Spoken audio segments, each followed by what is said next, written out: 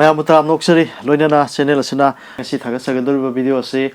aihangna tha khudingo ina leptana thagasarpa adugumba tha khudingi maki maruoiba kharasum aihangna aigi subscriber aigi viewers singda pijarpa adugumba video do ngasisu poinu tha yorkadore maramsina poinu tha gi matangda khara thamjege tawjabani hairab sing ngasi thamjagedor bisida poinu tha sida karamba lai khoirambagi adugumba namit laibage aduga chai kabana kaino tanabana karino aduga chahai daba chelhai daba habadigi matangni maramsina poinu tha gi matangda kari kari laibage habado mayam jeminarasi poinu tha gi oina nini panba handala ibase irai numit November gi tang kun gamanga oibani hariba numit asi adugumba akhoi dem college campus to leiba adugumba ima konthok hanbi mahaki chaknok tamba numit oibani maramasina aihang su mamang da video sigi matang budi thagat chakhre adugo poinu thala abani na poinu tha gi oina tawgodaba kari kari lebi gi matang oiba maramna masimusu lokhochabani madudi hariba chaknok tambagi thoromasi adugumba dem college campus to leiba ima konthon bigi khubamda tawgodoribani maramasina hariba numesida mayamna adom gyangamba hai lai ni khangde karigum khala sum laidana imada kachabagi adugumba matang adu lobi hawaidana mayam da haijiri loinana maruina hariba akhoi ima khontu hanbi khoiram matamda akoina khangjingedaba mana madudi ima gi de kari kari katpa yadabagi habisini madudi aprajita jubakosum kundo sangbrai tulasi amadi sindur hariba singasi ima khontu hanbi da katpa yade maramasina hariba nini pambe irai numit November gi tang ko manga tabani handak laibase masida khoiram lakpiyo aduga katpa yadaba singasidi adugumbado thorang tobiro no habitare loinana akhoi gi maru oina akhoi thambal gumba thorogumba adugumbadi yam pamjai haidana adumaina hairak pasulai loinana hariba ima khontu hanbi khoiram base maru oina kari gi matang da khoiram ge haiba matamda akhoi gi kanagumba amana sayeng pambong nganarakpa matam haibadi lamba tawnarakpa matam isam samna habida maru oina election gumba ko aduga akhoi gi exam gumba angang sing haitare naha singna aduga interview gumba sigumbagi matangda akhoi gi imada adugumba thawniragadi mahi yale haidana thajanabi am lai haitare maru oina marambasina poinu gi nini panba irai numit November tang kumunga ima konthon bigida mayam lakpiu haidana sima thamjage loinana hariba poinu tha sida akhoi gi tanabu numise kari kari no haibadani poinu tha da tanabu numise nomaijing amusung ning thokaba ani asine tanabu numise maruina ayhaki video yengbireba singnadi adum hanade dum khangbirabani madudi tanabu numisida migi yumda amadi aigi yumda oirabasu lekpa khoppa haibutare sigumba je phate adum haine aduga kanagum kharana pose achoba ma kai ma leiba matang su tanabu numise kya leinade haibutare aduga ningon mapam changbo khoppa sigumba su tawnade tanabu numise nomaijing ningthokaba poinu tha gi oina aduga hariba poinu tha ji goina chaika numise karino haiba matamda lebabu pane yamjage sane sangol sene ahum je oibane aduna hariba numit ahum sida akoina karigumba pose ma leiba natraga thaba ama howa natraga na ai business ama hoge natraga leidana sigumbagi matang na yamna phaba adugumba chakhotpu oiba adugumba pi haidana haibi aduga hariba yamna nungaiba man sai ka numit haibde poinu thagi oina yengbiri khwai punumak taiba tare poinu thada pupi biarogadi adugumba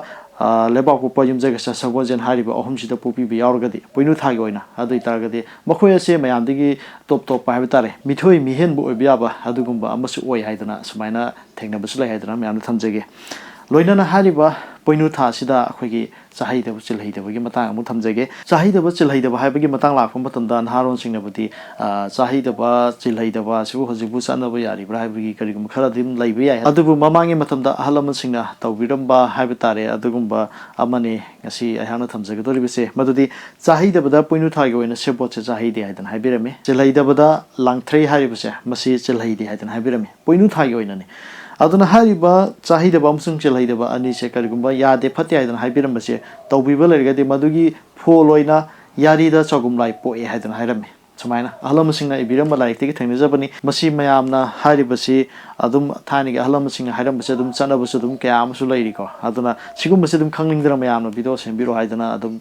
hairak patatan hairak pa mani aduna poinu tha se yawroktrikal mamang jida ayana si thamjabani asumna poinu tha gi oina karigum khara mayamna khudol tamjabani maruina akhoige tanabu numit aduga chaika numit hariba numit sing mokhoine pi besingja masi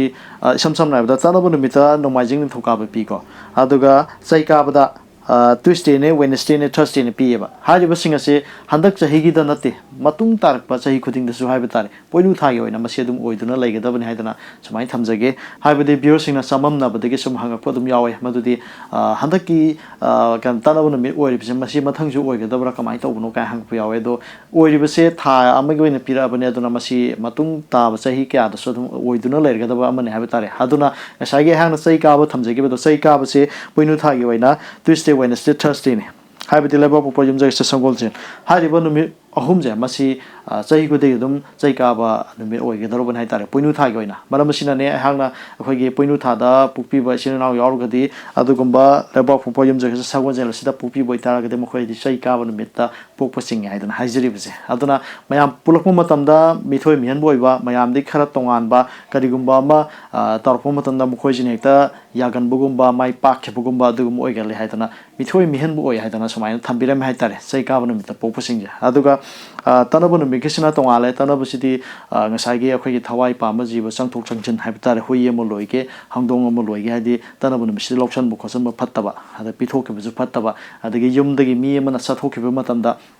tanabo numi sida sathok halak boi de phai ko ada sathok ke baga mi ge mem do lekhe ban hangda yum dagi thok ke bai tare numi dang halak taba sigum je phatte ha tare maroi na thawai pa ma jiba changthok changchin da he na phatte hai dana samain hai birami aduga ningol oi bisingna hari ba se lek mak natraga suma ke ma pam da sapje masi phatte dana dum hairami ha tare masi hang na yam khang hai dana haijaba muktina sade masi larik ta gaida aduga ahalam singna thambira ba singa do kari kari numi no kari kari leibi ha ba dunga signa haron singna khitang chamam na ba leina ba maramna masi video ina sumai sem dona laksabani tha khotingi sem ga laksabani aduga video yeng bire bu khwai pur monosu a higi adugumba tha khotingi sum sem ga lakpani na sai ka bana kari no tanabana kari no ha ba se dum ayam dum khangnarabani mukosu haijari maduri poinu tha gi oina nini pa bana mi se masi irai numi ta bani aduga November tang ko munga ha ba tare masi numi se mayam adum akhoi gi dem college campus ta leriba ima khonthok khan bigi changno tam numi ta bani mayam adum saruk yamina se mayam lakpi wai dan haijari channel asisu numi ladu satsa gani ha ba tare aduna mayam so dum thengna se ngasai hang thamjagi biduda maduda katpe adaba khara dum aina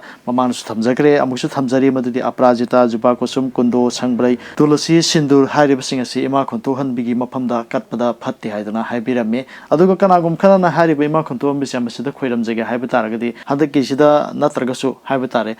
karigumba isa isa na khoiram jage haiba taragadi nomaijing numit amasung thanin numit cha masi tha khoding goina dum hang haiba tare thanin labdi purnima namit aduga nomaijing tha amada leriba nomaijing homni khangde mari ni khangde adum hang aga ne tare pung taruk tagina pung 13 phawba ayuk ki dumai hang bani adum chatlaga dum khoiram ba ya haidana myam haijari ngasi gi oina de video si matang swai dolo sinjari haidana haijari video yeng beliba khwai purmuk pu channel sina thagat pu phungdok sari kanglifai mana yai fare